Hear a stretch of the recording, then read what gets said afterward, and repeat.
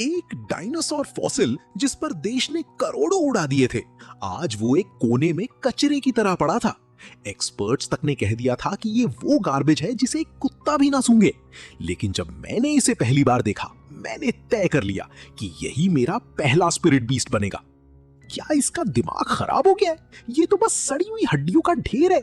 इसकी गर्लफ्रेंड ने भी इसे डंप कर दिया, फिर भी इसे लगता है कि ये जीनियस है। पर उन्हें बिल्कुल आइडिया नहीं था कि मैंने फेरोशियस बीस्ट कोड सिस्टम को बाइंड कर लिया है। Ancient creature remains detected. Host juvenile form को कॉपी करने के लिए इन्हें टच करें और कॉन्ट्रैक्ट कंप्लीट करें। रिमेन्स जितने कंप्लीट होंगे, ब्लड लाइन उतनी ही प्योर होगी। मैंने अपना हाथ उठाया और उस फॉसिल पर रख दिया, और तभी मेरी आंखों के सामने पैनल्स की एक पूरी लाइन आ गई। Target creature shadow nether king.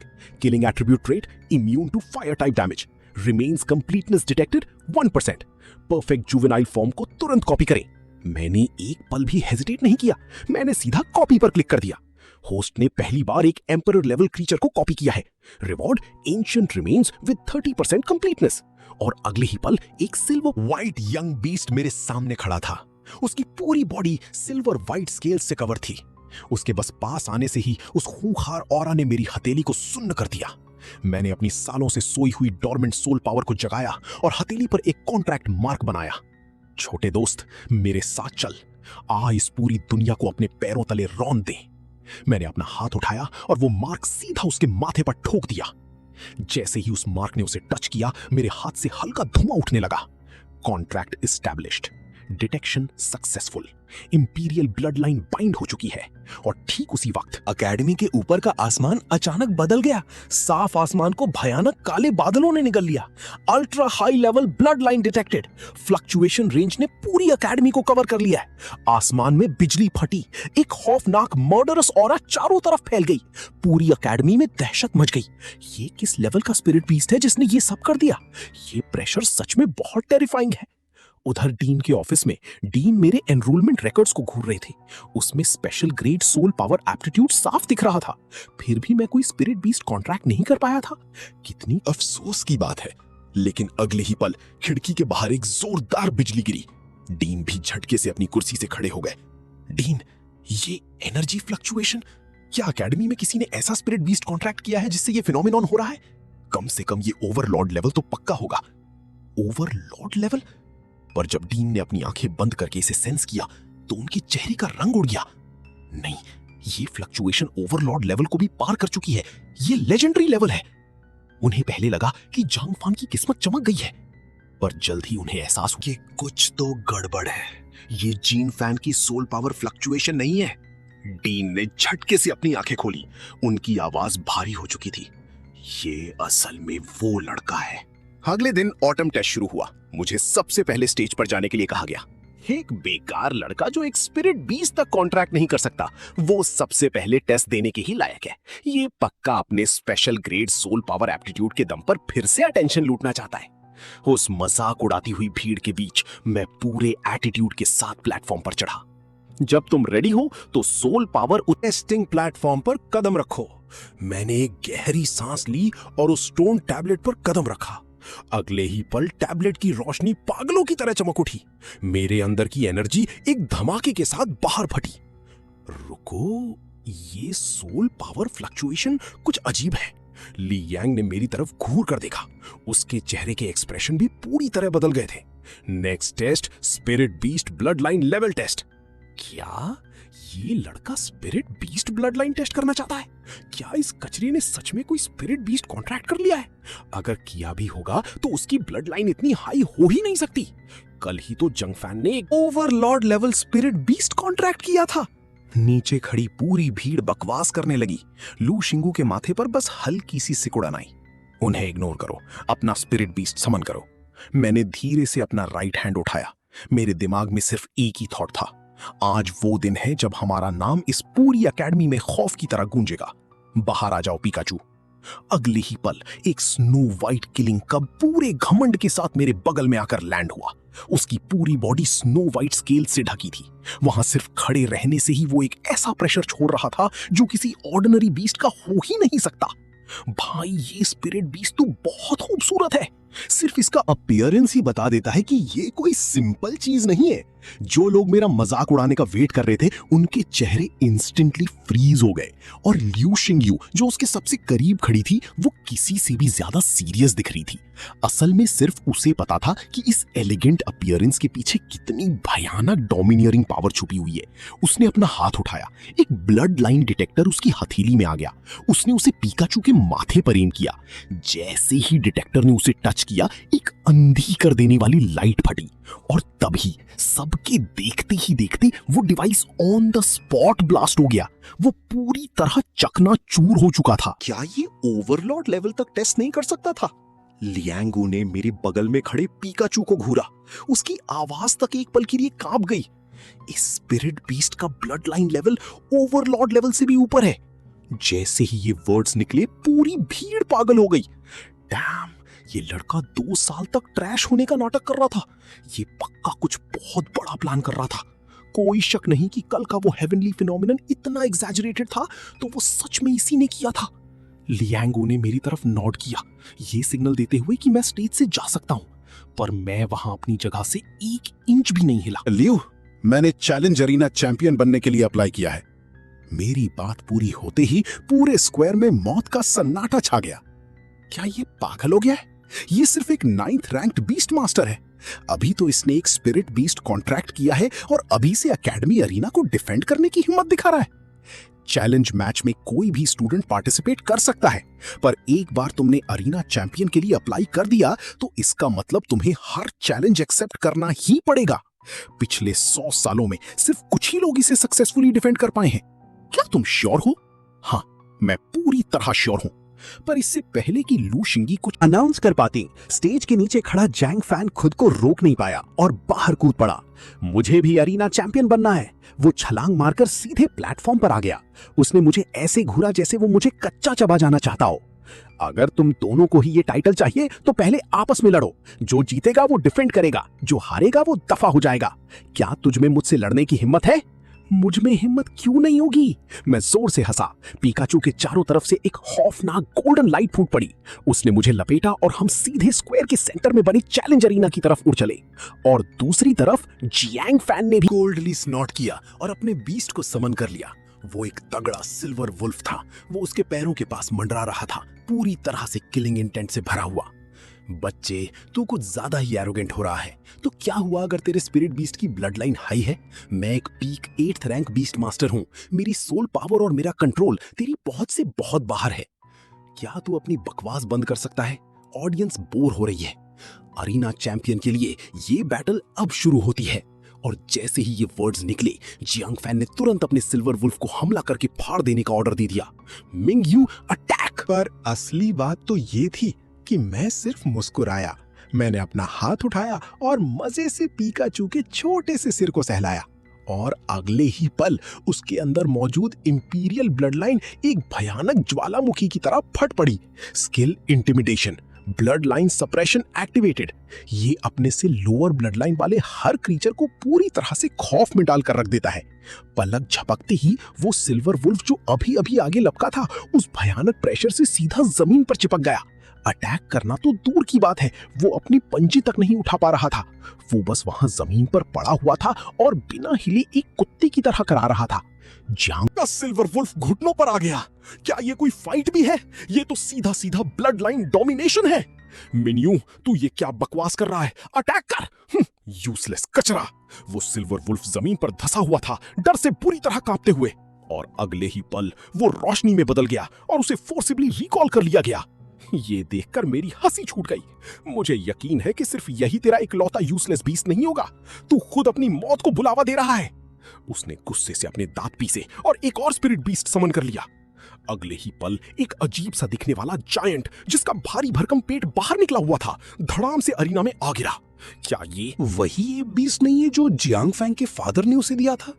रुको, एक 8th रैंक बीस्ट मास्टर होने के नाते क्या वो सिर्फ ऑर्डिनरी स्पिरिट बीस्ट ही कॉन्ट्रैक्ट कर सकता है? तो फिर कल का वो हेवनली फिनोमिनन आखिर किसने किया था?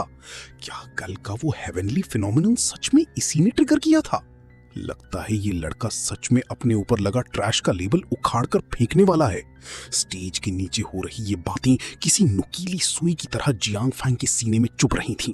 पर तभी उसके चेहरे पर एक खौफनाक मुस्कान आ गई, क्योंकि उसका ये जायंट एप एक ऐसा टैलेंट रखता था जो ब्लड लाइन सप्रेशन को पूरी तरह इग्नोर कर देता था।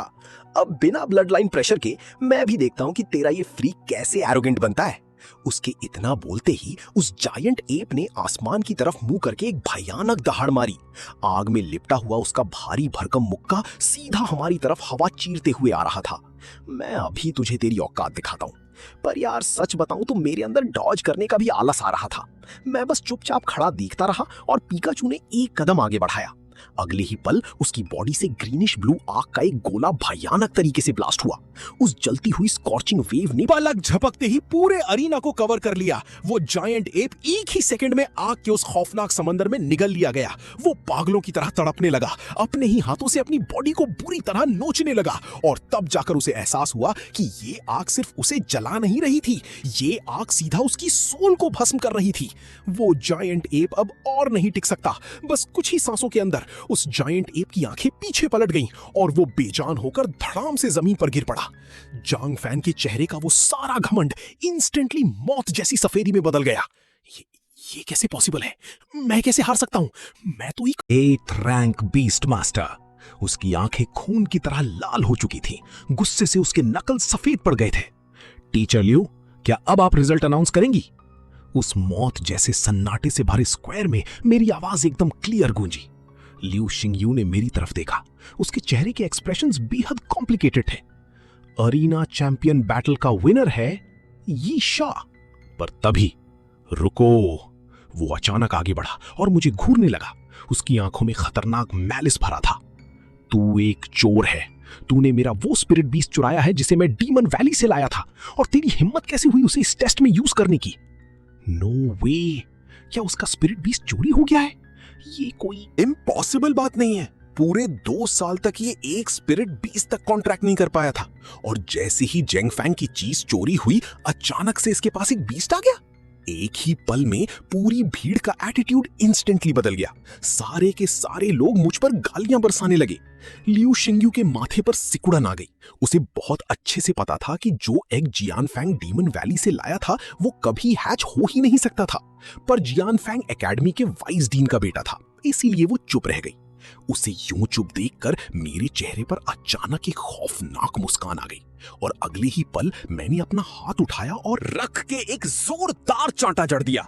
वो थप्पड़ सीधा जैंग फैन के मुंह पर पड़ा। तेरी मुझे मारने की हिम्मत कैसे हुई? उसने पलटवार करने के लिए अभी अपना हाथ उठाया ही था कि मैंने अपने दूसरे हाथ से सीधे उसकी गर्दन दबोच ली, और फिर मैंने उसे एक और जोरदार थप्पड़ दे मारा।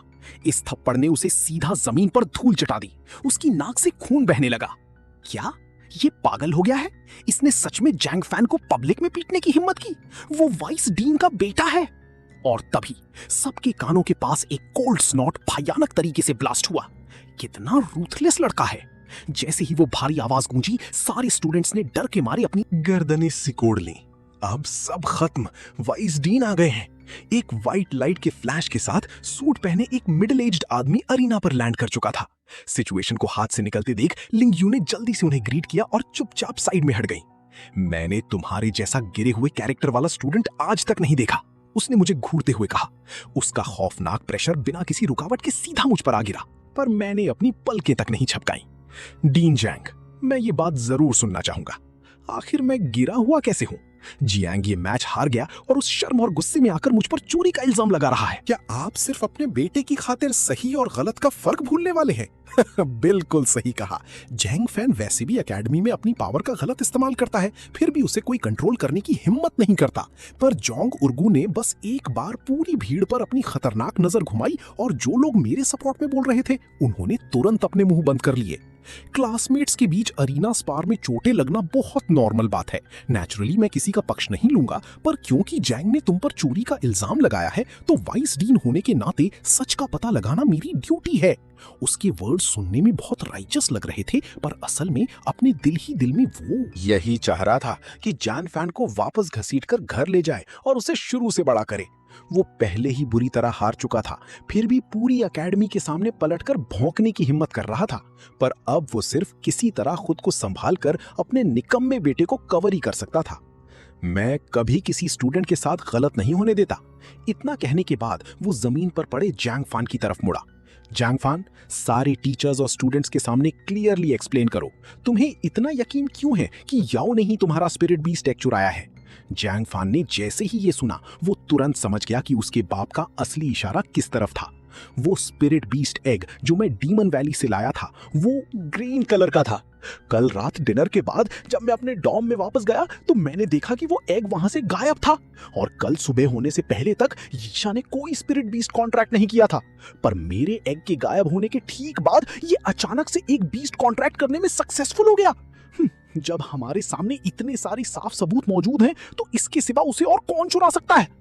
जियांग जितना बोलता गया उसकी झूठी कहानी उतनी ही स्मूथ होती गई, जैसे वो खुद अपनी ही बातों में बेवकूफ बनने वाला हो। तो स्टूडेंट याओ, क्या कोई स्पिरिट बीस्ट के ओरिजिन को प्रूव कर सकता है, या फिर क्या तुम ये प्रूव कर सकते हो कि कल से पहले भी ये तुम्हारे ही पास था? बस इस बाप बेटे को एक दूसरे की हाँ में हाँ मिलाते हुए देख रहा था, और मुझे ये सब एक भद्दा मजाक लग रहा था। जब कोई तुम्हें फंसाना ही चाहता हो तो बहानों की कभी कोई कमी नहीं होती। पूरी एकेडमी में ऐसा कौन है जिसे ये नहीं पता कि मेरा कोई दोस्त नहीं है। वाइस डीन जैंग, आप क्या उम्मीद कर रहे हैं कि मैं किसी अपना विटनेस बनाकर लाऊंगा? जैंग अर्गू अंदर ही अंदर बहुत खुश हो रहा था, पर उसके चेहरे पर और भी ज्यादा इम्पार्शियल होने का नाटक था। अगर ऐसी बात है तो तुम खुद ये मानते हो कि तुम स्पिरिट बीस्ट का ओरिजिन एक्सप्लेन नहीं कर सकते। इतना कहने के बाद उसने सीधे स्टेज के नीचे अपनी खतरनाक नजर घुमाई। जो लोग याओ के साथ डॉम शेयर करते हैं वो सामने आए। कल हमने इसे छुपके से जियांग फैन के डॉम में घुसते हुए देखा था। कई लड़कों ने तुरंत अपने हाथ खड़े कर दिए। मैंने उन्हें एक ही नजर में पहचान लिया। वो सब के सब जियांग फैन के पालतू कुत्ते थे। तुम्हें जो कुछ भी पता है सब बताओ। जो कोई भी जानबूझकर किसी को फंसाने की कोशिश करेगा उसे बिल्कुल बख्शा नहीं जाएगा। उसके वर्ड सुनने में बहुत राइचस लग रहे थे, पर असल में उसी के इशारे पर वो सब एक के बाद एक पूरे जोश में अपना झूठ उगलने लगे। मैंने अपनी खुद की आंखों से इसे डॉम में घुसते हुए देखा है। हाँ, मैंने भी देखा है। इसमें बिल्कुल कोई गलती नहीं हो सकती। एक ही पल में मेरी तरफ देखने का सबका नजरिया पूरी तरह बदल गया। तो इसका मतलब इसने सच में चुराया ही है। विटनेसेस सामने आ चुके हैं। अब ऐसा कोई तरीका नहीं जिससे वो अपना नाम क्लियर कर सके। पर जैंग अर्गू को अभी भी लग रहा था कि इतना काफी नहीं है। क्या स्टूडेंट लिन यूंजिया यहां है? उस भीड़ में एक फेमिलियर नाम सुनकर मेरी उंगलियां हल्की सी सुन्न पड़ गईं। लिन यूंजिया भीड़ से निकलकर स्टेज पर आई। वो घबराई हुई और फ्लैटर्ड लग रही थी। मैंने सुना है कि तुम और याओ अनाथालय में एक साथ बड़े हुए हो, तो तुम्हें इसके कैरेक्टर के बारे में सबसे अच्छे से पता होगा। हमें बताओ कि याओ की रेपुटेशन अनाथालय में कैसी थी? वो ऑब्वियसली एक पल के लिए सुन्न रह गई थी, पर सिर्फ कुछ ही सेकंड हेजिटेट करने के बाद उसने अपनी साइड चुन ली। बचपन से ही याओ अनाथालय में अक्सर चीजें चुराता था, इसलिए मैंने हमेशा इससे दूर रहना ही ठीक समझा। उस पल मुझे ऐसा लगा जैसे किसी ने मेरे सीने में बार बार खंजर घोंप दिया हो। मैंने कभी सपने में भी नहीं सोचा था कि जो लड़की बचपन से मेरे पीछे पीछे चलती थी वो खुद अपने हाथों से मुझे इस तरह नीचे धकेल देगी। स्टूडेंट याओ, सारे सबूत तुम्हारे खिलाफ हैं। अब तुम्हें और क्या कहना है? तुरंत अपने स्पिरिट बीस्ट के कॉन्ट्रैक्ट को डिस्ट्रॉय करो और जियांग को उसका स्पिरिट बीस्ट वापस करो। मैंने धीरे से अपना सिर उठाया और सीधा उसकी आंखों में देखा। आप कह रही हैं कि ये स्पिरिट बीस्ट जियांग का है? एक ब्लाइंडिंग गोल्डन लाइट चमकी। पीकाचू एक बार फिर मेरे बगल में आ खड़ा हुआ। सारे विटनेसेस यहीं मौजूद हैं। क्या तुम अभी भी बहस करना चाहते हो? उसने पीकाचू को देखा और उसकी आंखों में लालच की एक खतरनाक चमक आ गई। अगर यहां इतने सारे लोग नहीं होते तो वो पक्का इसे ऑन द स्पॉट अपने लिए छीन लेता। मैं अचानक मुस्कुराया। आपको किसने कहा कि मेरे पास सिर्फ यही एक स्पिरिट बीस्ट है? मेरे इतना बोलते ही आसमान का रंग अचानक बदल गया। भयानक हवाएं और काले बादल छा गए। आसमान में बिजली फटी। हर कोई इस सडन फिनोमिनन से खौफ में आ गया था, और अगले ही सेकंड आसमान की ऊंचाइयों से एक काली परछाई सीधे नीचे आई। वो पूरे रौब के साथ मेरे सामने आकर लैंड हुई। वो 2 पंखों वाला एक बेहद अजीब और फिरोशियस बीस्ट था। उसका ईवल ऑरा इतना हावी था कि सांस लेना मुश्किल हो रहा था। एक और, इसके पास सच में एक से ज्यादा स्पिरिट बीस्ट है। मैंने स्नीयर किया और सीधा जोंग फैन को देखा। जोंग फैन, क्या ये स्पिरिट बीस्ट भी तेरा ही है? जियांग फैन का चेहरा मौत की तरह सफेद पड़ गया। उसके होंठ कांपने लगे और वो एक सिंगल वर्ड भी नहीं बोल पाया। यहां तक कि जीन अर्ग्यू के चेहरे के एक्सप्रेशन भी बदल गए। उसने सपने में भी नहीं सोचा था कि मैं इस लेवल का एक और ट्रम्प कार्ड बाहर निकाल दूंगा। वो अपनी सोल पावर को मोबिलाइज करने की तैयारी कर ही रहा था कि तभी आसमान से अचानक एक आवाज गूंजी। क्या बात है, यहां तो काफी रौनक है। वो हेवनली फिनोमिनन धीरे धीरे गायब होने लगा। साफ आसमान फिर से बाहर आ गया और उसी वक्त हवा चीरते हुए एक फिगर नीचे उतरा और सीधे अरीना पर खड़ा हो गया। डीन के पीछे वो सोल विंग्स है। वो पहले से ही एक 4th रैंक बीस्ट मास्टर है। होनी के चेहरे पर एक मुस्कान थी। उसकी नजर मेरे बगल में खड़ी उन दोनों स्पिरिट बीस्ट्स पर गई, पर उसकी आंखें और भी ज्यादा गहरी और खतरनाक होती जा रही थीं। डीन को आते देख जैंग फैंग को जैसे कोई डूबते को तिनके का सहारा मिल गया हो। वो तुरंत भागकर आगे गया। डीन, ये यीशा। पर इससे पहले कि वो अपनी बात पूरी कर पाता, एक जोरदार थप्पड़ ने उसकी आवाज हमेशा के लिए बंद कर दी। जैंग अर्गू का चेहरा देखने लायक हो गया था। वो बस किसी तरह हिम्मत करके बोला, डीन, ये बस एक मिसअंडरस्टैंडिंग थी, सब कुछ क्लियर हो चुका है। अगर सब क्लियर हो चुका है तो पहले अपना मुंह बंद रखो। हानि के चेहरे पर अभी भी मुस्कान थी, पर उसके इतना बोलते ही जैंग अर्गू एक और शब्द बोलने की हिम्मत नहीं हुई। अगले ही सेकंड हानि ने कोल्डली उन पालतू कुत्तों को घूरा जिन्होंने जैंग के लिए झूठी गवाही दी थी। तुम लोगों ने झूठी गवाही बनाई और जानबूझकर किसी को फंसाने की कोशिश की। आज से तुम सब एक्सपेल्ड हो। तुम्हें इस एकेडमी में कभी वापस नहीं लिया जाएगा। उनके चेहरे इंस्टेंटली राख की तरह सफेद पड़ गए। उनके पैर कांपने लगे थे। फिर हानि ने दोबारा जोंग फैन की तरफ देखा।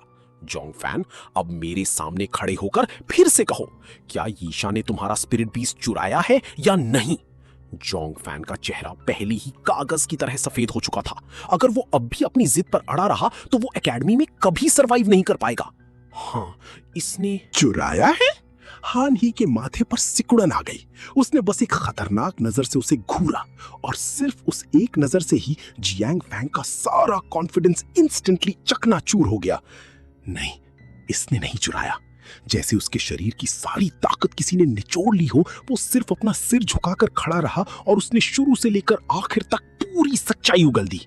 जैसे ही सच सबके सामने आया, जो लोग अभी अभी मुझे गालियां बक रहे थे, उनके चेहरे इंस्टेंटली बदल गए।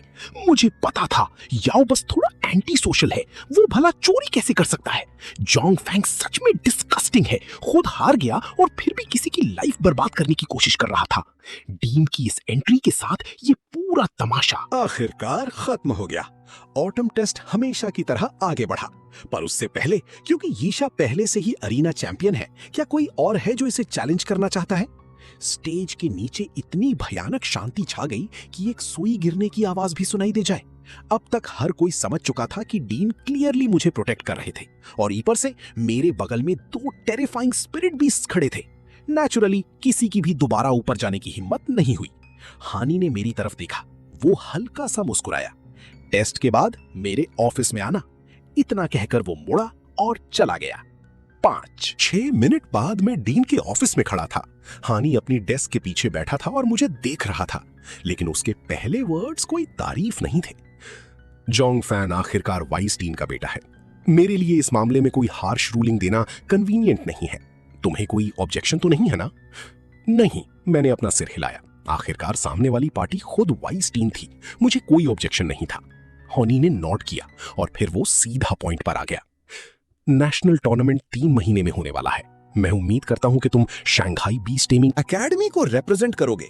कम से कम टॉप 10 में तो जगह बना ही लेना। उसने ये बात बहुत कामली कही, पर असली प्रॉब्लम तो ये थी कि मुझे उन शब्दों का भारीपन साफ महसूस हो रहा था। उससे पहले एकेडमी और शंघाई सिटी के सारे रिसोर्सेस तुम्हारी तरफ मोड़े जा सकते हैं। अगर मैं सच में टॉप 10 में आ गया तो क्या होगा? तो नेचुरली तुम्हें इसके बेनिफिट्स मिलेंगे। मैं तुमसे कुछ नहीं छुपाऊंगा। अगर तुम टॉप 10 में आ जाते हो तो सिटी लॉर्ड होने के नाते मुझे भी एक लेजेंडरी लेवल स्पिरिट बीस्ट मिल सकता है। मेरी आंखें हल्की सी सिकुड़ गईं। मुझे लगा था कि हान जैसे एक 4th रैंक बीस्ट मास्टर के पास तो पहले से ही एक legendary blood line spirit beast होगा। तुम्हें क्या लगता है हर कोई तुम्हारी तरह लकी होता है? इंपीरियल ब्लड लाइन्स हजारों साल पहले ही एक्सटिंक्ट हो चुकी हैं। मिथिकल लेवल का मिलना तो और भी ज्यादा इम्पॉसिबल है। आजकल के टाइम में जो कोई भी एक लेजेंडरी ब्लड लाइन को कल्टीवेट कर सकता है वो पहले ही एक टॉप फिगर माना जाता है। मेरा दिल धक से रह गया। अगर ऐसा है तो अगर मेरे दोनों इंपीरियल लेवल स्पिरिट बीस्ट सबके सामने पूरी तरह एक्सपोज हो गए तो मुझे डर है कि ये मेरे लिए एक बहुत बड़ी मुसीबत खड़ी कर देंगे। मैं तुम्हारे सीक्रेट्स में कोई ताम झांक नहीं करूंगा। मैं तुम्हें सिर्फ पूरी शंघाई सिटी के रिसोर्सेज दे सकता हूं और तुम्हें सिर्फ एक काम करना होगा, टॉप 10 में अपनी जगह बनाओ। मैंने एक पल के लिए सोचा और आखिरकार हां कर दी। फाइन। डीन के ऑफिस से निकलने के बाद मैं सीधा अपने न्यूली अरेंज्ड सिंगल डॉर्मेटरी में शिफ्ट हो गया। अपने मेंटर के सिखाए गए तरीके से कुछ देर कल्टीवेट करने के बाद मैंने सच में बहुत स्मूथली ब्रेक थ्रू कर लिया। तो मैं पहले ही एक 8th रैंक्ड बीस्ट मास्टर बन चुका हूं। अपने अंदर उस भयानक सोल पावर को उफनते हुए देखकर एक पल के लिए मैं खुद हैरान था, पर मुझे बहुत अच्छे से पता था कि 3 महीने बाद होने वाले नेशनल टूर्नामेंट के लिए ये पावर अभी भी बिल्कुल काफी नहीं थी। मेरी रैंक सिर्फ हाई होना ही काफी नहीं था, मुझे एक और भी ज्यादा खूंखार और स्ट्रॉन्गर स्पिरिट बीस्ट को कॉन्ट्रैक्ट करना होगा। आइडियली मुझे एक और इंपीरियल रिमेन्स ढूंढना होगा जिसकी कंप्लीटनेस ज्यादा हो। अगले दिन दोपहर में मुझे एक अरेंजमेंट का मैसेज मिला। तुम डीमन वैली जा रहे हो, मैंने तुम्हारे लिए पहले ही एक टीम लीडर ढूंढ लिया है। ऑफ कोर्स मैंने मना नहीं किया। डीमन वैली एक पूरा का पूरा प्राइमेवल फॉरेस्ट था और ये वो जगह थी जहां बीस्ट मास्टर्स अपनी किस्मत आजमाना सबसे ज्यादा पसंद करते थे। हान ने मेरे लिए जो टीम लीडर अरेंज किया था उसका नाम हुओ गैंग था। वो एक 6th रैंक बीस्ट मास्टर था। मेरे अलावा कुछ और लोग भी हमारे साथ ट्रैवल कर रहे थे, पर वैली में एंटर करने के कुछ ही देर बाद ह्यूगो ग्वांग का स्पिरिट बीस्ट अचानक रुक गया। डैनो को किसी फियर्स बीस्ट की सेंट आ रही है, सब लोग केयरफुल रहना। स्ट्रेंज, ये रास्ता पहले तो इतना खतरनाक नहीं होना चाहिए था। और तभी उसके इतना बोलते ही झाड़ियों में से एक काली परछाई अचानक झपटी। मेरी रीढ़ की हड्डी में एक भयानक सिरहन दौड़ गई। मेरा पूरा शरीर इंस्टेंटली हवा में उड़ता हुआ पीछे जा गिरा और अगले ही सेकंड मेरी बॉडी बेकाबू होकर लिफ्ट से नीचे गिरने लगी थी। Damn it! मेरे नीचे गिरने के ठीक उसी पल एक हाथ ने मुझे कसकर पकड़ लिया। मैंने ऊपर देखा तो जिसने मुझे पकड़ा था वो असल में एक स्किनी गिबन था। पर इससे पहले कि मैं चैन की सांस ले पाता, झाड़ियों से कई और ब्लैक शैडोज बाहर निकली और सीधा उस गिबन पर टूट पड़ी। उसका शरीर पूरी तरह डगमगाया और आखिरकार उसने मुझे छोड़ ही दिया और मैं उस बॉटमलेस अबिस में पूरी तरह नीचे जा गिरा। उस भयानक खाई में गिरने के बाद मैंने पिकाचू को साथ लिया और उस घुप अंधेरे में आगे बढ़ने लगा। कुछ ही दूर चलने पर मेरे सामने रास्ते में एक फॉर्क आ गया। राइट साइड पूरी तरह से घने कोहरे से ढकी हुई थी, मुझे उसका एंड नजर ही नहीं आ रहा था। लेफ्ट साइड पर एक पिच ब्लैक रॉक वॉल थी। मैं चाहे जैसे भी देखूं कुछ तो बहुत गड़बड़ लग रहा था। सेफ रहने के लिए मैंने पहले लेफ्ट साइड को चुना। Remains fluctuations detected near the host, marking the location for the host. जैसे ही सिस्टम प्रॉम्प्ट की आवाज गूंजी, मेरी आंखों के सामने तुरंत एक ग्लोइंग पॉइंट चमकने लगा। उसकी लोकेशन लेफ्ट पाथ में काफी अंदर की तरफ थी। Pikachu, let's go! मैंने उसे साथ लिया और तेजी से आगे बढ़ा। करीब 30 मीटर चलने के बाद हम उस सिस्टम मार्क्ड लोकेशन पर पहुंच गए, लेकिन मेरी आंखों के सामने घास फूस से ढकी एक स्टोन वॉल के सिवा और कुछ भी नहीं था। रिमेन्स यहीं पर है। मैं अभी कंफ्यूजन में ही था कि तभी मेरे कान के पास से अचानक एक हल्की सी अजीब रसलिंग साउंड आई। पिकाचू की बॉडी से अचानक आग भड़क उठी और वो मेरी तरफ देखकर चिल्लाया और अगले ही सेकंड उस घुप अंधेरे में खौफनाक स्कारलेट लाइट का एक पूरा जाल चमकने लगा। वो कोई लैंप्स नहीं थे, वो आंखों के जोड़े थे, स्पाइडर्स। एक स्नो वाइट स्लाइम का खौफनाक गोला सीधा मेरे चेहरे की तरफ शूट हुआ। मैंने इंस्टिंक्टिवली खुद को साइड में डॉज किया, पर जब वो चीज स्टोन वॉल पर जा गिरी तो उसने पूरी दीवार का एक बहुत बड़ा हिस्सा जलाकर करोड़ कर दिया। और तभी केव की छत से एक जायंट ब्लैक स्पाइडर उल्टा लटकता हुआ नीचे आया। मेरी तो सांस ही अटक गई। उसके सफेद भयानक फैंग्स खौफनाक हद तक मेरे करीब थे। पिकाचू भी उसके भारी भरकम साइज को देखकर क्लियरली चौंक गया था। वो एक पल के लिए फ्रीज हो गया। पीकू, इंटिमिडेशन! मेरी आवाज सुनकर ही पिकाचू वापस अपने होश में आया। उसकी इंपीरियल ब्लड लाइन का भयानक प्रेशर एक झटके में नीचे आ गिरा। वो जायंट स्पाइडर जो अभी हम पर झपटने ही वाला था, इंस्टेंटली कांप उठा। यहां तक कि उसकी स्कारलेट आंखें भी दहशत से हिल गईं। Now flame storm! पलक झपकते ही ग्रीनिश ब्लू फ्लेम्स पूरी तरह से स्वेप्ट आउट हुई और उस जायंट स्पाइडर को सीधे भस्म करके रख दिया। जब वो पूरी तरह से हिलना बंद हो गया, तभी वो आग धीरे धीरे कम हुई। पिकाचू ने अपना सिर उठाकर मेरी तरफ ऐसे देखा जैसे कह रहा हो कि इतने बड़े कीड़े को उसने भी पहली बार ही देखा था। ऑलराइट, मैं तुम्हें ब्लेम नहीं कर रहा। मैंने उसका सिर सहलाया और तब मुझे एहसास हुआ कि वो जायंट स्पाइडर जहां से रेंग कर बाहर आया था, वो असल में स्पाइडर सिल्क से पूरी तरह सील की हुई एक जगह थी। हिकाचू और मुझे बस हिम्मत करके उस गुफा के अंदर बढ़ते रहना था। जल्द ही एक बहुत बड़ा स्पाइडर नेस्ट मेरी आंखों के सामने आ गया। हवा में फैले उन स्पाइडर वेब्स के बीच अजीब से ह्यूमनॉइड कुकून्स हर तरफ लटक रहे थे। नेस्ट के गहरे अंधेरे में अनगिनत छोटी स्पाइडर्स इधर उधर रेंग रही थीं। मैंने उन्हें एक ही नजर में पहचान लिया। ये वही ब्लैक शैडोज थीं जिन्होंने मुझे क्लिफ से नीचे धकेला था। और उससे भी बड़ी बात यह थी कि स्पाइडर स्वॉर्म के बिल्कुल बीचों बीच दो ह्यूमन फिगर्स बुरी तरह छटपटा रहे थे। यहां अभी भी सर्वाइवर्स हैं। मैंने एक पल भी हेजिटेट नहीं किया। मैंने सीधा पिकाचू से नेदर फ्लेम स्पिट करने को कहा। वो आग उगलते हुए आगे बढ़ा। जहां से भी आग गुजरी, जाल टूटकर बिखर गए। सारी ब्लैक स्पाइडर्स इधर उधर भागने लगी। मैं भागकर उन दोनों फिगर्स के पास पहुंचा तो देखा कि वो एक लड़का और एक लड़की थे। वो दोनों लगभग मेरी ही उम्र के थे। फॉर्चुनेटली वो सिर्फ बेहोश हुए थे। ये कंफर्म करने के बाद कि वो दोनों मरे नहीं थे, मैंने तुरंत सिस्टम की मार्क की हुई जगह की तरफ देखा। मलबे के बीच एक टूटी हुई हड्डी दबी थी। ये किसी हाथ की हड्डी जैसी लग रही थी, पर बहुत ही बैडली इनकम्प्लीट थी। कुछ ना मिलने से तो कुछ मिलना ही बेहतर है। मैंने उसे अब्सॉर्ब करने के लिए अपना हाथ आगे बढ़ाया। सिस्टम पैनल इंस्टेंटली पॉपअप हुआ। Detection successful. Imperial creature remains. Completeness 15%। 15%? ये थोड़ा कम है, पर ना से तो बेहतर ही है। वैसे भी मैंने ये उम्मीद नहीं की थी कि डीमन वैली में पहली बार आते ही मुझे एक पूरा कंप्लीट इंपीरियल स्केलेटन मिल जाएगा। जब तक मैं उन दोनों को घसीटकर बाहर लाया, 3 लोग पहले ही बाहर इकट्ठे हो चुके थे। अच्छी खबर ये थी कि 4 लोगों की टीम में से 3 अभी जिंदा थे। बुरी खबर ये थी कि जिसे अकेला रास्ता मालूम था, वो अभी भी अनकॉन्शियस था। हम अभी डिस्कस ही कर रहे थे कि आगे क्या करना है, तभी वो लड़की अचानक ढीली पड़ गई और साइड में गिर गई। मैंने नीचे देखा तो मुझे उसके राइट आर्म पर 2 फैंग वुंड्स नजर आए। जहर उसकी ब्लड वेसल्स के सहारे ऊपर चढ़ रहा था। पैनिक मत करो, पैनिक मत करो। डाउज ने जल्दी से एक ब्लू रिंग बाहर निकाली। अगले ही सेकंड एक व्हाइट पिल उसकी हथेली में आ गई। मैं उसे देखकर सन रह गया। इस तरह के इंडिपेंडेंट स्पेस वाली स्टोरेज रिंग कोई ऐसी चीज नहीं थी जिसे ऑर्डिनरी लोग बाहर निकाल सकें। जाओ यान पहले ही वो पिल लड़की के मुंह में ठूंस चुका था। जल्द ही लड़की के आर्म पर चढ़ा हुआ वो जहर विजिबल तरीके से नीचे उतरने लगा और आखिरकार वो वूंड से टपककर बाहर आ गया। मैं मियाओ जियांग से हूं। ये थोड़ा सा जहर मेरे लिए कुछ भी नहीं है। मैंने नोट किया। मियो जियांग जैसी जगह पर जहरीली चीजों और उनके एंटीडोट मेथड्स की तो सबसे कम कमी होती है। जाओआन अभी थोड़ा और ब्रैग करने ही वाला था कि तभी केव की गहराइयों से एक और भयानक स्ट्रेंज नॉइज आई। बकवास बंद करो, भागो। मैंने उस लड़की को उठाया और भागने के लिए मुड़ा। तुम्हारे कहने का क्या मतलब है? इससे पहले कि वो कुछ रिएक्ट कर पाता, हमारे चारों तरफ केव की दीवारों से कई जायंट स्पाइडर्स पहले ही रेंग कर बाहर आ चुकी थीं। जाओ का चेहरा इंस्टेंटली सफेद पड़ गया। हम तो गए, हम मारे गए। यहां भी इतनी सारी कैसे हैं? वो मुड़ा और अपने गिबन पर चढ़ गया और पागलों की तरह उसी डायरेक्शन में भागा जिस तरफ मैं भागा था। पर जैसे ही हम केव के एंट्रेंस तक पहुंचने वाले थे, एक मैसिव ब्लैक शैडो अचानक ऊपर से नीचे गिरी और उसने बाहर निकलने का आखिरी रास्ता भी डायरेक्टली ब्लॉक कर दिया। सामने एक स्पाइडर किंग और पीछे से पीछा करता हुआ एक स्वॉर्म। अब ये सच में एक डेड एंड है। मैंने कहा था हमें डीमन वैली नहीं आना चाहिए था। अगर मुझे ये पता होता तो मैं कभी नहीं आता।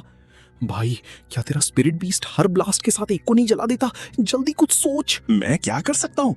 उस स्पाइडर नेस्ट को क्लियर करने में ही पिकाचू की सोल पावर ऑलमोस्ट एग्जॉस्टेड हो चुकी है। जाओ ने जैसे ये सुना, उसकी आंखों की रोशनी ऑन द स्पॉट गायब हो गई। 2 इन अटैक, इसे फाड़ कर रख दो। वो गुस्से से चिल्लाया और उसका बीस्ट अभी भी मूव कर रहा था। मैंने भी अपनी सोल पावर को ओवरड्रॉ करने और सब कुछ दांव पर लगाने का फैसला कर लिया। अगर हमने और हेजिटेट किया तो हम तीनों मारे जाएंगे। नीचे झुको। और तभी वो लड़की जो अभी तक ठीक से खड़ी भी नहीं हो पा रही थी, उसने अचानक कहा, बाहर आओ सनलाइट थंडर क्लाउड लेपर्ड। अगले ही सेकंड लाइटनिंग फायर की एक ब्लाइंडिंग रोशनी ने अंधेरे को चीर दिया और सीधा उस जायंट स्पाइडर पर जाकर गिरी। जब तक मैं अपने होश में वापस आया, हमारा रास्ता रोकने वाला वो स्पाइडर किंग पहले ही गायब हो चुका था। सनलाइट थंडर क्लाउड लेपर्ड, तुम सू फैमिली से हो? मेरा नाम सू जाइलिंग है। मुझे लगता है मैंने अभी अभी तुम्हारी जान भी बचाई है। ऑफ कोर्स, सू फैमिली को मुझ पर एक एहसान का मौका देने का मतलब है कि मैंने बहुत बड़ा प्रॉफिट कमा लिया है। पर सू जाइलिंग ने उसे बस बहुत इनडिफरेंटली देखा। और उसका एक्सप्रेशन पहले से भी ज्यादा डिस्टेंट हो गया था। तब जाकर मैंने उसे सीरियस तरीके से साइज अप किया। जो इंसान उस लेवल की स्पाइडर को एक ही झटके में मार सकता है, उसका बैकग्राउंड क्लियरली बहुत एक्स्ट्राऑर्डिनरी है। चलो भाई, क्योंकि हम सब मौत को मात देकर बचे हैं, तो एक बार प्रॉपरली खुद को इंट्रोड्यूस कर लेते हैं। मेरा नाम याओ है, एक लोकल, मैं म्यांग से शाओवान हूँ, 7th rank beast master. By the way, मैं पॉइजन रेजिस्ट करने में भी एक एक्सपर्ट हूँ। उसने अभी बोलना शुरू ही किया था कि मैंने उसे रोकने के लिए अपना हाथ उठा दिया। क्योंकि तुम में से कोई भी सिंपल नहीं है, क्या तुम दोनों के पास आउटसाइड वर्ल्ड से कांटेक्ट करने का कोई तरीका है? सू ज़ीलिंग ने अपना सिर हिलाया। हेड। उसने कोई जवाब नहीं दिया। भाई याओ, तूने कुछ ज्यादा ही नॉवेल्स पढ़ ली हैं। इस मनहूस जगह पर आउटसाइड वर्ल्ड से कांटेक्ट करने का एक ही तरीका है, और वो है फोन। पर अनफॉर्चुनेटली यहां बिल्कुल भी सिग्नल नहीं है। फाइन, समझ लो मैंने कुछ पूछा ही नहीं। हमने काफी देर तक सोचा और आखिरकार फैसला किया कि वापस उसी फोक पर चलते हैं और दूसरा रास्ता ट्राई करते हैं। जल्दी हम तीनों रास्ते के उस फोक पर वापस आ गए। पहले मुझे इसी राइट साइड वाले रास्ते के पास होश आया था। चलो पहले इसी तरफ चलते हैं, अगर ये ब्लॉक्ड हुआ तो हम वापस आ जाएंगे। जाओआन और सू ज़ाइलिंग को कोई ऑब्जेक्शन नहीं था, बस प्रॉब्लम ये थी कि इस रास्ते पर कोहरा पहले से भी ज्यादा घना था। जुएन ने स्पेशली अपने गिबॉन को रास्ता स्काउट करने के लिए आगे भेजा, पर गिबॉन ने कोहरे में अभी 2 कदम ही रखे थे कि उसकी फिगर और उसकी आवाज दोनों अचानक से गायब हो गए। लगता है ये कोहरा सिर्फ विजन ही ब्लॉक नहीं करता, ये आवाज को भी पूरी तरह निकल जाता है। जाओ ने हड़बड़ाहट में अपनी गिबॉन को वापस बुला लिया। मैंने उन दोनों को साथ लिया और एक बार फिर उस तरफ चलने की कोशिश की जहां मुझे होश आया था, पर आखिरकार वो एक डेड एंड ही निकला। अब हमारे पास उस मिस्टी रोड पर जाने के अलावा और कोई रास्ता नहीं है। उस स्पाइडर नेस्ट में वापस जाना तो और भी ज्यादा खतरनाक होगा। तुम दोनों का क्या सोचना है? आई अग्री, जब तक मुझे दोबारा वो स्पाइडर्स नहीं देखनी पड़ेंगी, मैं कहीं भी जाने को तैयार हूं। सू ज़ीलिंग का चेहरा अभी भी पेल था, पर उसने भी चुपचाप हाँ कर दी। पर हम आगे बढ़ने ही वाले थे कि तभी फिर से कुछ गड़बड़ हो गई। बिना किसी वार्निंग के घने कोहरे में से किसी इंसान की बांह जितनी मोटी एक स्पाइडर सिल्क झटके से बाहर आई। जुआन को रिएक्ट करने तक का टाइम नहीं मिला और उस स्पाइडर सिल्क ने उसे पूरी तरह से जकड़ लिया। उसकी पूरी बॉडी एक झटके के साथ हवा में खिंच गई। बचाओ, जल्दी मुझे बचाओ! पलक झपकते ही वो कोहरे की गहराइयों में घसीटा जा चुका था। मेरा दिल धक से रह गया। मैंने पीकाचू को साथ लिया और उसके पीछे भागा। ऐसी जगह पर एक इंसान को खोना मतलब एक जिंदगी खो देने के बराबर था। Rock sparrow, fireball! आग का एक धधकता हुआ गोला इंस्टेंटली मेरे सिर के ऊपर से तेजी से गुजरा और सीधा उस तरफ गया जहां जाओ गायब हुआ था। अनफॉर्चुनेटली डिस्टेंस बहुत ज्यादा था और वो मिस हो गया। जाओ सेन की चीखें भी और दूर होती जा रही थी। और तभी मेरे पीछे से अचानक एक चीख सुनाई दी। मैं झटके से पीछे मुड़ा तो देखा कि सू ज़ाइलिंग को भी स्पाइडर सिल्क ने हवा में खींच लिया था, पर उसके बगल में खड़े रॉक स्पैरो का रिएक्शन बहुत तेज था। उसने अपना मुंह खोला और एक फायरबॉल शूट की जो सीधा ऊंचाई पर छुपी उस स्पाइडर को जा लगी। वो स्पाइडर हवा में ही जल उठी और पागलों की तरह छटपटाते हुए सीधे सूजी के सिर की तरफ गिरने लगी। वो हवा में स्पाइडर सिल्क से लटकी हुई थी और बिल्कुल भी डॉज नहीं कर सकती थी। मेरे पास सोचने का टाइम नहीं था। मैं सीधा आगे झपटा, उसे अपनी बाहों में खींचा और साइड में रोल कर गया। अगले ही सेकंड वो जलती हुई जायंट स्पाइडर एक भयानक आवाज के साथ जमीन पर आ गिरी। Thank you. उसका छोटा सा चेहरा मौत की तरह सफेद पड़ चुका था और उसकी बॉडी अभी भी हल्की हल्की कांप रही थी। पर जब उसने उस तरफ देखा जहां जियोइन गायब हुआ था तो उसकी आंखों में और भी ज्यादा अंधेरा छा गया। ये सब इतनी जल्दी हुआ था कि पलक झपकते ही हम 4 में से सिर्फ हम दोनों ही बचे थे। अब हम क्या करें? मैंने पीछे उस रास्ते की तरफ देखा जहां से हम आए थे। वापस स्पाइडर नेस्ट में जाना अब कंप्लीटली इम्पॉसिबल था। अभी हम सिर्फ उस मिस्टी पाथ पर ही बाजी लगा सकते थे। चलो वो दूसरा रास्ता लेते हैं और गैम्बल खेलते हैं। इतना कहने के बाद मैं आगे बढ़ गया। सू ज़ीलिंग ने भी तुरंत मुझे फॉलो किया। जब हम उस फॉग फील्ड के एंट्रेंस पर पहुंचे तो मैंने उसका हाथ पकड़ लिया। ये तुम क्या कर रहे हो? कोहरा बहुत घना है, ताकि हम एक दूसरे से अलग ना हो जाएं। वो एक पल के लिए सुन्न रह गई, पर आखिरकार उसने अपना हाथ पीछे नहीं खींचा। हम इसी तरह आगे बढ़ते रहे, पर वो कोहरा छटने की बजाय और भी ज्यादा घना होता जा रहा था। और तभी बिना किसी वार्निंग के मेरे पैरों के नीचे से जमीन खिसक गई। डा! एक वेटलेसनेस का भयानक एहसास इंस्टेंटली पूरी बॉडी में दौड़ गया। हमारे हाथ अभी भी एक दूसरे से जुड़े हुए थे और हम दोनों नीचे उस एंडलेस अंधेरे में गिरने लगे। अगले ही सेकंड हड्डियों को गला देने वाले बर्फीले पानी ने हम दोनों को निगल लिया। मैंने नोटिस किया कि जाइलिंग पानी में बुरी तरह हाथ पैर मार रही थी। तब जाकर मुझे एहसास हुआ कि उसे तैरना बिल्कुल नहीं आता था। मैं सिर्फ उसे कसकर पकड़ सकता था और अपनी पूरी ताकत लगाकर ऊपर की तरफ तैर सकता था। जब तक मैं उसे घसीटकर किनारे तक लाया, मैं इतना बुरी तरह थक चुका था कि मेरी पूरी बॉडी टूटने लगी थी। मैं तो बस डीमन वैली में अपनी किस्मत आजमाने आया था। ये किसी हेवनली ट्रिब्यूलेशन जैसा क्यों लग रहा है? You pervert! वो जमीन पर पसरी हुई थी, सिर से लेकर पैर तक पूरी तरह भीगी हुई। उसका चेहरा भयानक तरीके से पेल था, पर उसके कानों के किनारे चुपके से लाल हो चुके थे। तब जाकर मुझे बिलेटेडली याद आया कि अभी पानी में शायद मेरा हाथ किसी ऐसी जगह लग गया था जहां नहीं लगना चाहिए था। Complete remains detected near the host. Complete imperial creature remains detected, marking the location for the host. मैं तुरंत सीधा बैठ गया। Complete imperial remains? इस तरह का लग तो ऐसा था जैसे किसी अंधे को खजाना मिल गया हो। पर इससे पहले कि मैं ज्यादा देर तक खुश हो पाता, मेरे सामने मौजूद स्पेस अचानक ट्विस्ट होने लगा। अगले ही सेकंड सूजिलिंग और मैं दोनों एक एंशिएंट सीक्रेट रेल्म में खिंच चुके थे। ये जगह किसी एंशिएंट सीक्रेट रेल्म जैसी लग रही है। तुम्हें ये भी पता है, ये बहुत नॉर्मल बात है कि तुम्हें कुछ चीजें नहीं पता। उसने ये बहुत कामली कहा, पर मैं उसके बैकग्राउंड को लेकर और भी ज्यादा सर्टेन हो गया था। वो डेफिनेटली कोई सिंपल इंसान नहीं थी। हम सिर्फ आगे बढ़ते रह सकते थे। करीब 20 मिनट चलने के बाद मैं आखिरकार उसे देखने से खुद को रोक नहीं पाया। तुम्हारी सोल पावर अभी तक रिकवर नहीं हुई है? या उसने कुछ नहीं कहा और ज्यादा, इसलिए मैंने और कुछ नहीं पूछा। पर मेरे अंदर का कंफ्यूजन और बढ़ता जा रहा था। लॉजिकली उसकी सोल पावर के हिसाब से उसे इतना वीक नहीं होना चाहिए था। आगे काफी देर तक चलने के बाद वो पतला सा रास्ता आखिरकार एक चौड़े पैसेज में बदल गया। सूजिलिंग और मैंने बस अभी चैन की सांस लेनी ही चाहिए थी, और तभी हमारे ठीक पीछे से किसी अजीब बीस्ट की भयानक दहाड़ गूंजी। सूजिलिंग डर के मारे सबकॉन्शियसली मेरे और करीब आ गई। मैंने भी बिना सोचे तुरंत पिकाचू को समन कर लिया, पर जब मैंने पलट कर देखा तो वो असल में हुक वांग था। उसके मुंह के किनारे से खून टपक रहा था। उसकी पूरी बॉडी पूरी तरह से कोलैप्स होने के वर्ज पर थी, जैसे वो अभी अभी मौत के दरवाजे से रेंग कर वापस आया हो। भागो! तभी मेरी नजर उसके पीछे आती एक अजीब सी काली परछाई पर पड़ी जो उसका पीछा कर रही थी। सूजाइलिंग और मेरे एक्सप्रेशंस एक ही सेकंड में बदल गए। हमने जल्दी से उसे सपोर्ट किया और आगे की तरफ भागे, पर हम अभी ज्यादा दूर नहीं गए थे कि पीछे से एक जानी पहचानी भूतहा चीख सुनाई दी। मेरा वेट करो, मेरा वेट करो! मैंने पीछे मुड़कर देखा और मेरा पैर फिसलते फिसलते बचा। जाओ नैंटविन की पीठ पर बैठा था और पागलों की तरह भागा आ रहा था। उसका चेहरा हरा और नीला पड़ चुका था, जैसे उसे किसी ने जहर दे दिया हो, और ट्विन का पूरा शरीर जख्मों से भरा हुआ था। स्पाइडर्स का एक डेंस स्वॉर्म उसका पीछा कर रहा था। पर असली प्रॉब्लम तो ये थी कि जो अजीब चीज वो गोंग का पीछा कर रही थी, वो भी उस स्पाइडर स्वॉर्म से जा टकराई। वो पूरा पैसेज एक कंप्लीट मेस बन चुका था। हम एक ही सांस में भागते हुए आखिरी एंड तक पहुंचे। आखिरकार हमारे सामने एक व्हाइट जेड प्लेटफॉर्म दिखाई दिया। सिस्टम ने जिन कंप्लीट इंपीरियल रिमेन्स को मार्क किया था, वो ठीक उसी हाई प्लेटफॉर्म पर थे। ऊपर चलो, शायद हम यहां से निकल सके।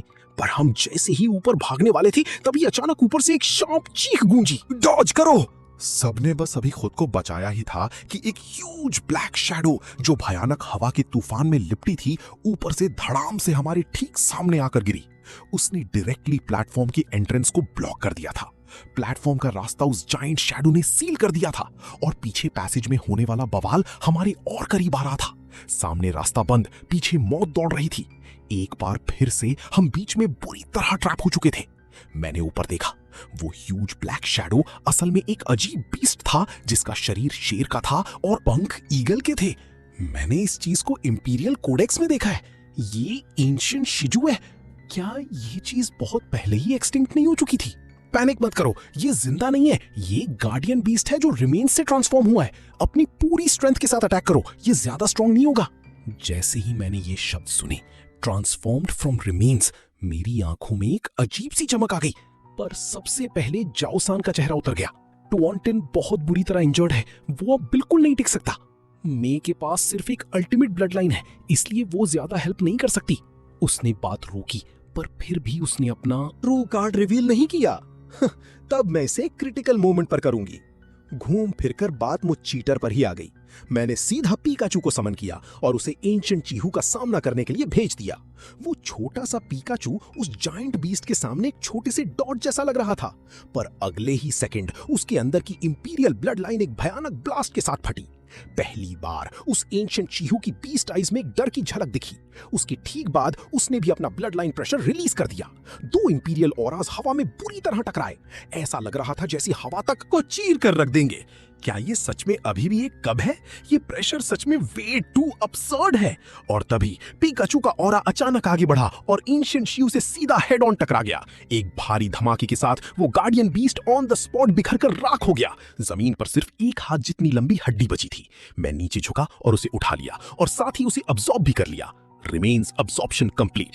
Ancient Shiu remains completeness increased to 41%. ये 15% और बढ़ गया था। मैं पहले ही बहुत सेटिस्फाइड था। आखिरकार ऐसे इंपीरियल रिमेन्स ढूंढना जो अब तक सरवाइव कर पाए हों, ये खुद में एक बहुत बड़ा लक था। इससे पहले कि पीछे वाली चीजें हम तक पहुंचे, हम तुरंत भागकर प्लेटफॉर्म पर चढ़ गए। प्लेटफॉर्म के सेंटर में एक ह्यूज टावर शेप का स्केलेटन पड़ा था। वेट, इन टूटी हुई हड्डियों के ढेर के अलावा यहाँ एग्जिट कहाँ है? इससे पहले कि मैं कुछ बोल पाता, हुआंग ने पहले ही एक टूटा हुआ पत्थर निकाला और उसे जोरों से प्लेटफॉर्म पर पटक दिया। मेरा दिल धक से रह गया।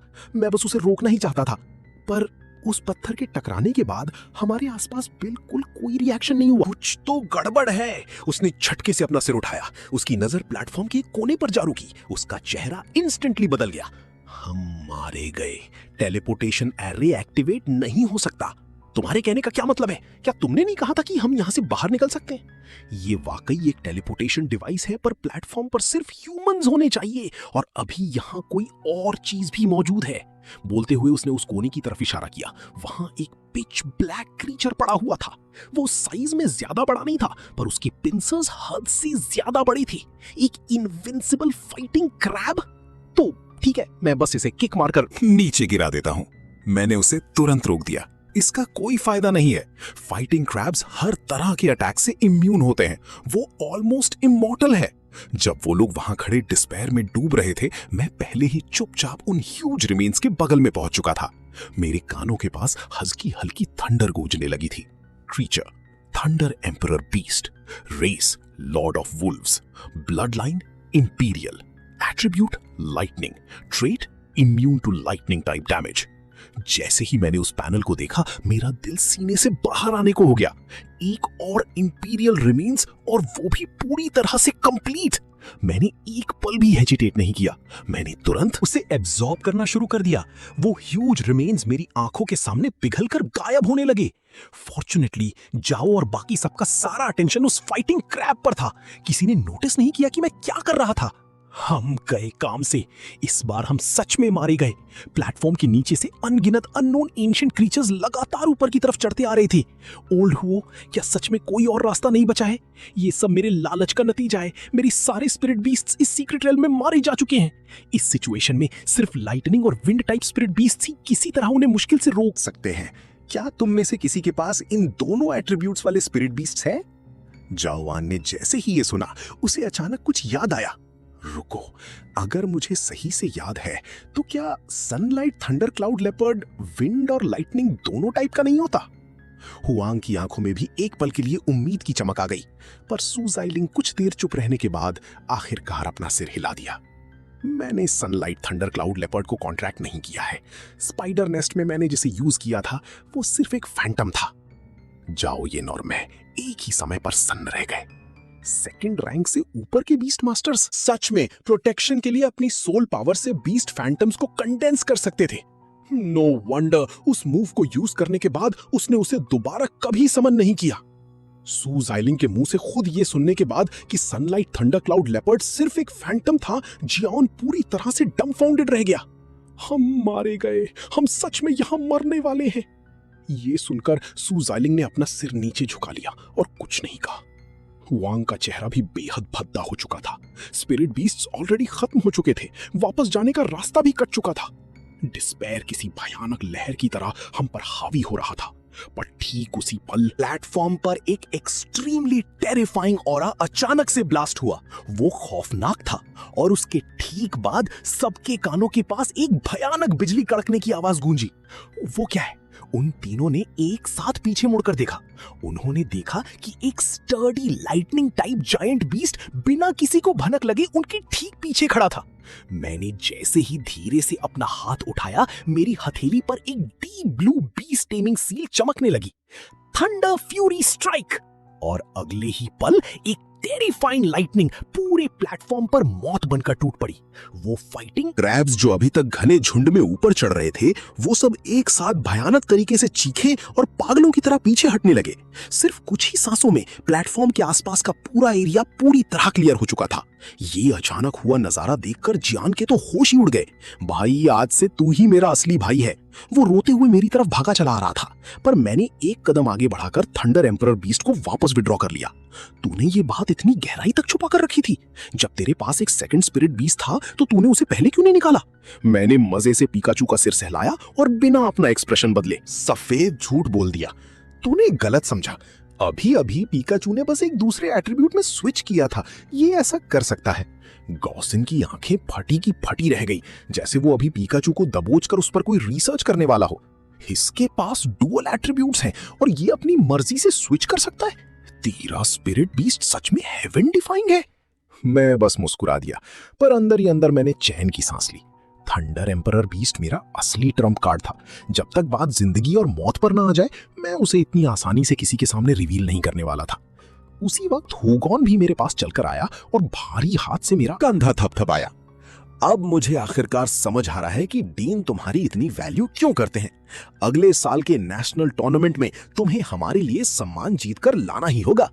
मैंने उस शांत होते प्लेटफॉर्म की तरफ देखा और मेरे मुंह के किनारों पर एक हल्की सी मुस्कान आ गई। अब मेरे पास पहले से ही 2 इंपीरियल लेवल स्पिरिट बीस्ट्स आ चुके थे। जैसे जैसे मेरी सोल पावर और बढ़ेगी, नेशनल टूर्नामेंट में टॉप 10 में जगह बनाना अब मेरे लिए इम्पॉसिबल नहीं था। सीक्रेट रेल्म से बाहर निकलने के बाद अगली सुबह मैं जल्दी ही म्यूनिसिपल बिल्डिंग पहुंच गया। हानि जैसे मेरा ही वेट कर रहा था। जैसे ही हम मिले, उसने मुझे एक ब्लैक गोल्ड कार्ड थमा दिया। इसे रख लो, तुम्हारे लिए रिसोर्सेज इसी के अंदर है। मैंने वो कार्ड लिया और उसे काफी देर तक घूरता रहा। ये चीज कागज जितनी पतली थी, ये कहीं से भी एक बैंक कार्ड जैसी तो नहीं लग रही थी। मैं इसे यूज कैसे करूं?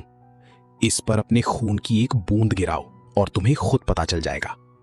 मैंने जैसे ही वैसा किया, वो कार्ड इंस्टेंटली एक ब्लैक बीस्ट रिंग में बदल गया और ठीक उसी वक्त मेरे दिमाग में एक स्टोरेज स्पेस खुल गया। उसके अंदर कैश के बंडल एक छोटे पहाड़ की तरह लगे हुए थे। 5 मिलियन! ये हाईएस्ट ग्रेड बीस्ट रिंग है। ये ना सिर्फ आइटम स्टोर कर सकती है, बल्कि अपने ओनर को रिकॉग्नाइज भी कर सकती है। मैंने अपने हाथ में पहनी उस ब्लैक रिंग को देखा। मेरे दिल की धड़कन तेज और तेज होती जा रही थी। 5 मिलियन और उसके साथ कल्टीवेशन रिसोर्सेज का पूरा एक सेट। ये ट्रीटमेंट किसी भी तरह से ऑर्डिनरी नहीं था। पर इससे पहले कि मैं ज्यादा खुश हो पाता, हानि ने एक और लाइन फेंक मारी। आज रात 8 बजे तुम्हारे सामने एक और चैलेंज है। चैलेंज? नेशनल टूर्नामेंट का स्लॉट असल में किसी और का था, पर अब मैंने तुम्हें चूज कर लिया है और सामने वाली पार्टी इस बात से अनकन्विंस्ड है। मैंने धीरे से अपनी नजरें उठाई। मेरे चेहरे पर एक खौफनाक मुस्कान आ गई। अनकन्विंस्ड? तो फिर मैं उसे तब तक पीटूंगा जब तक वो कन्विंस नहीं हो जाता। हनी ने मुझे विंडो के पास बुलाया और उसके पहले शब्दों ने ही इस चैलेंज का वजन पूरी तरह क्लियर कर दिया। हर 3 साल में होने वाला सिटी टूर्नामेंट नेशन वाइड पूरी 120 सिटीज को रैंक करता है। अगर तुम लिनियन सिटी को रिप्रेजेंट करते हो तो तुम्हारा रिजल्ट डायरेक्टली ये तय करेगा कि अगले साल लिनियन सिटी को कितने रिसोर्सेज मिलेंगे। तो ये बैटल सिर्फ तुम्हारे बारे में नहीं है, ये पूरी सिटी की किस्मत का सवाल है। पिछले सालों में हमारा बेस्ट रिजल्ट क्या रहा था? 88th place. 88th! दूसरी शब्दों में कहूं तो टॉप 10 में अपनी जगह बनाना मेरी इमेजिनेशन से भी कहीं ज्यादा मुश्किल होने वाला था। क्या ज्यादा प्रेशर लेने की जरूरत नहीं है। अगर तुम सिर्फ हिस्टोरिकल रिकॉर्ड भी तोड़ दोगे तो इस पूरी सिटी के लिए सिर उठाकर चलने के लिए काफी होगा। पर उसने जल्द ही मुझे बता दिया कि ये मैच शुरू से ही कोई नॉर्मल स्पार नहीं था। जो तुम्हें चैलेंज कर रहा है उसका नाम जू जी है। वो टेनियन बीस्ट टेमिंग अकेडमी से है और उस अकेडमी के पीछे जोंग जीलिंग खड़ा है। पिछले 2 सालों से जोंग जीलिंग जूजी को एक जीनियस की तरह पुश कर रहा है। वो जितने रिसोर्सेज जुटा सकता था उसने सब के सब उस पर लुटा दिए हैं। पर अब मैंने अपने सबसे बड़े चिप्स तुम पर लगाए हैं। तो मुझे किस चीज से बचकर रहना होगा? ज़ूजी का स्पिरिट बीस्ट है सोल डीमन स्कॉर्पियन। वो नेचुरली फायर अटैक से इम्यून है और सोल अटैक्स में उसे महारत हासिल है। उसने मेरी तरफ देखा और वो क्लियरली वरिड था कि मेरा पूरी तरह से काउंटर हो जाएगा। Immune to fire? मुझे लगा था कि इस तरह का ट्रेड बहुत रेयर होता है। तुम्हारे पास अभी भी 4 घंटे हैं, कोई स्ट्रैटेजी सोच लो। उस रात 8 बजे लिंगन सिटी का सबसे बड़ा बीस्ट अरीना खचाखच भरा हुआ था। ये बैटल पूरी सिटी में लाइव ब्रॉडकास्ट हो रही थी। डाइक बीस्ट अरीना में आपका स्वागत है। आज रात 8 बजे हम आपके लिए लाए हैं इस सिटी का सबसे एंटिसिपेटेड शोडाउन। लाइट सबसे पहले लेफ्ट की तरफ घूमी। ज़ूजी ने सबसे पहले एंट्री ली।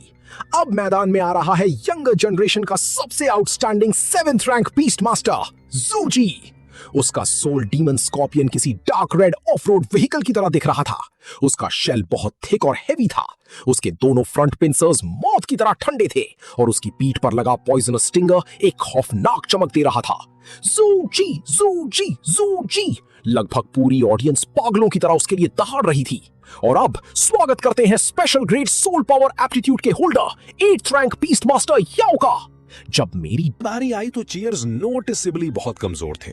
मैं एक एक कदम बढ़ाते हुए पूरे एटीट्यूड के साथ अरीना में उतरा और तभी मेरे बगल में ग्रीनिश ब्लू फ्लेम्स एक भयानक धमाके के साथ फटी और उन उफनती हुई लपटों के बीच से एक स्नो वाइट फिगर बाहर आया। उसकी पूरी बॉडी एक गोस्टली लाइट में लिपटी हुई थी। वो इतना एलिगेंट था कि कोई फियर्स बीस्ट लग ही नहीं रहा था। वो तो किसी ऐसे लिविंग बीइंग की तरह लग रहा था जो सीधा किसी मिथ से बाहर चलकर आया हो। भाई, ये स्पिरिट बीस्ट तो बहुत खूबसूरत है। हर कोई बस उसके अपीयरेंस को देखकर दंग था। पर असली बात तो ये थी कि वो सब ये देखने के लिए ज्यादा तड़प रहे थे कि कैसे मेरा फायर टाइप स्पिरिट बीस्ट उस सोल डीमन स्कॉर्पियन के हाथों मारा जाएगा जो फ्लेम से पूरी तरह इम्यून है। और अब प्लीज अपनी आंखें दूसरी तरफ घुमाइए। स्वागत कीजिए special grade aptitude holder 8th rank beast master Yao का। जैसे ही ये वर्ड्स गूंजे, एरिना में चीयर्स क्लियरली बहुत कमजोर थे। मैं सीधे स्पॉटलाइट के नीचे आया और पूरे शांत एक्सप्रेशन के साथ एरिना में कदम रखा। अगले ही सेकंड मेरे बगल में ग्रीनिश ब्लू फ्लेम्स फटी। वो लपटें मेरे चारों तरफ घूमी और आखिरकार मिंग में बदल गईं। उसकी स्नो वाइट बॉडी उस कोस्टली लाइट में लिपटी थी और वो इतनी खूबसूरत लग रही थी जैसे वो लड़ने के लिए आई ही ना हो।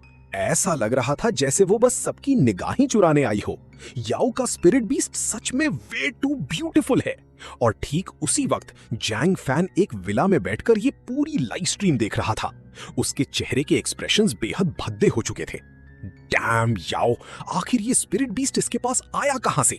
डैड, आज रात तो ज़ूजी ही जीतेगा ना? याओ का स्पिरिट बीस्ट फायर टाइप है। सोल डीमन स्कॉर्पियन उसे परफेक्टली काउंटर करता है। इसे तो देखने की भी जरूरत नहीं है। पर ऑटम टेस्ट के टाइम क्या इसके पास एक और नया स्पिरिट बीस्ट नहीं था? वो तो बस एक फैंटम था। ज़ूजी 7th रैंक पर है। वो लड़ने के लिए अपनी सोल पावर को मोबिलाइज कर सकता है। याओ तो सिर्फ एक 8th रैंक है। जब तक इसका स्पिरिट बीस्ट दबा रहेगा, इसकी हार पक्की है। और तभी जोंग जिलिंग ने आखिरकार अपना सिर उठाया और स्क्रीन पर सीधा मुझे घूरने लगा। मैंने पहले ही ज़ूजी को इंस्ट्रक्ट कर दिया है, इस बैटल में उसे किसी भी तरह याओ या उसके स्पिरिट बीस्ट को खत्म करने का रास्ता निकालना ही होगा। उसे बहुत अच्छे से पता था कि जब तक मैं अपने पैरों पर खड़ा हूं, हानी डेफिनेटली सिटी टूर्नामेंट में पार्टिसिपेट करने में मेरी मदद करेगा। घंटी बजी, बैटल ऑफिशियली शुरू हो चुकी थी। वो सोल डीमन स्कॉर्पियन ने सबसे पहले चार्ज किया। मिंग एक ग्रीनिश ब्लू स्ट्रीक में बदली और सीधा उससे हेड ऑन टकराने के लिए आगे बढ़ी। इससे पहले कि दोनों स्पिरिट बीस्ट्स एक दूसरे से टकराते, मिंग ने सबसे पहले अपना इंपीरियल प्रेशर रिलीज कर दिया। पर उस सोल डीमन स्कॉर्पियन ने एक्चुअली बिल्कुल रिएक्ट नहीं किया। उसने अपना वो ह्यूज पिंसर उठाया और सीधा मिंग के सिर की तरफ घुमा दिया। मिंग तुरंत पीछे हटी और उसी पल नेदर फ्लेम्स हवा में भड़क उठी। अगले ही सेकंड उस सोल डीमन स्कॉर्पियन ने अपनी पूंछ घुमाई और एक ऐसी खौफनाक हवा का तूफान खड़ा किया जिसने उन फ्लेम्स को फोर्सिबली चीर कर रख दिया।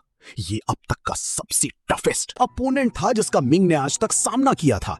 जल्दबाजी मत करो, इसे स्लोली हैंडल करो। इस ब्रीफ प्रोबिंग के बाद मिंग ने दोबारा हेड ऑन क्लैश नहीं किया। इसके बजाय उसने पीछे हटना और गोल गोल घूमना शुरू कर दिया। वो सोल डीमन स्कॉर्पियन बहुत मैसिव था, पर हर बार वो मिंग को टच करने से बस थोड़ा सा ही चूक जाता था। वो पूरा सीन देखने में ऐसा लग रहा था जैसे मिंग को कंप्लीटली सप्रेस कर दिया गया हो। ऑडियंस, क्या आप ये देख रहे हैं? याओ का स्पिरिट बीस्ट जूजी के उस जाइंट स्कॉर्पियन के सामने पूरी तरह लाचार है और उसके पास फाइट बैक करने की ऑलमोस्ट कोई पावर नहीं है। वो सिर्फ बेइज्जती के साथ अपनी जान बचाकर भाग रहा है। स्पेशल ग्रेड एप्टीट्यूड, बस इतना ही है। ऐसे स्पिरिट बीस्ट का क्या फायदा जो सिर्फ देखने में अच्छा हो? Pretty but totally useless. Arena में गूंजती उन गालियों और बूस के बीच जूजी और भी ज्यादा शांत हो गया था। तू प्रिटेंशियस बैस्टर्ड, तुझे लगता है तू मुझसे कंपीट करने लायक है? थोड़ा और नाटक कर ले, मैं इस बोरिंग बैटल को सिर्फ 10 सेकंड में खत्म कर सकता हूं। धीरे धीरे टाइम बीतता जा रहा था। उन दोनों स्पिरिट बीस्ट्स में से एक चेस कर रहा था और दूसरा पीछे हट रहा था। कोई डायरेक्ट क्लैश नहीं, कोई एक्सप्लोसिव मूवमेंट नहीं, यहां तक कि कमेंटेटर के पास भी बोलने के लिए शब्द खत्म हो रहे थे। और तभी ऑडियंस के बीच से अचानक हैरानी भरी चीखें फूट पड़ी। लगता है जूजी अब और वेट करने के मूड में नहीं है। वो स्पिरिट बीस्ट की एंटेंगलमेंट का फायदा उठाकर डायरेक्टली याओ पर अटैक करने का प्लान बना रहा है।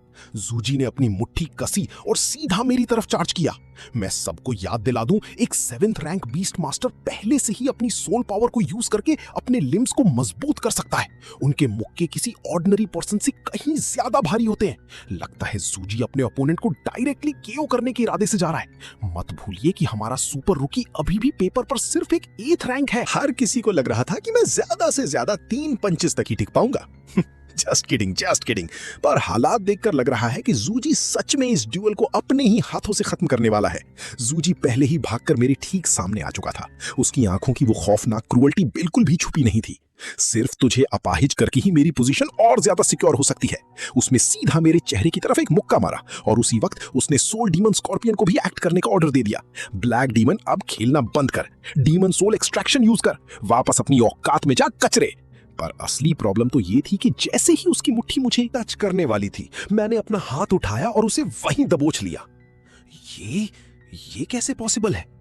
सॉरी, पर मैं भी एक 7th रैंक हूं। Special grade soul power aptitude होने की वजह से मैं सेम रैंक पर ऑलमोस्ट इनविंसिबल हूं। जूजी का एक्सप्रेशन एक ही सेकंड में बदल गया। उसने पागलों की तरह अपनी मुट्ठी पीछे खींचने की कोशिश की, पर मेरा हाथ किसी लोहे के शिकंजे की तरह था जो 1 इंच भी नहीं हिल रहा था। तूने कुछ ज्यादा ही जल्दी शैंपेन खोल ली। अगले ही सेकंड मैंने पलटकर एक जोरदार मुक्का जड़ दिया। My goodness! जूजी की एक्टिव अटैक को ईशा ने कितनी आसानी से न्यूट्रलाइज कर दिया और ईशा ने जूजी को एक ही मुक्के में जमीन पर धूल चटा दी। इसका मतलब वो 8th रैंक पर बिल्कुल नहीं है, वो भी 7th रैंक है। उस एक पल में पूरे अरीना में मौत का सन्नाटा छा गया। जो लोग मेरा मजाक उड़ाने का वेट कर रहे थे, उन्हें ऐसा लगा जैसे किसी ने उनके चेहरे पर एक जोरदार थप्पड़ जड़ दिया हो। तूने? इससे पहले कि वो होश में आ पाता, दूर से अचानक एक भूतहा चीख गूंजी। ना सिर्फ बीस्ट मास्टर्स का फैसला हो चुका था, बल्कि उन दोनों स्पिरिट बीस्ट्स का रिजल्ट भी आने ही वाला था। जूजी अचानक पीछे मुड़ा और आखिरकार उसने वो खौफनाक नजारा देखा जिसे वो सपने में भी एक्सेप्ट नहीं कर सकता था। वो सोल डीमन स्कॉर्पियन, जिसके बारे में सब जानते थे कि वो फायर डैमेज से इम्यून है,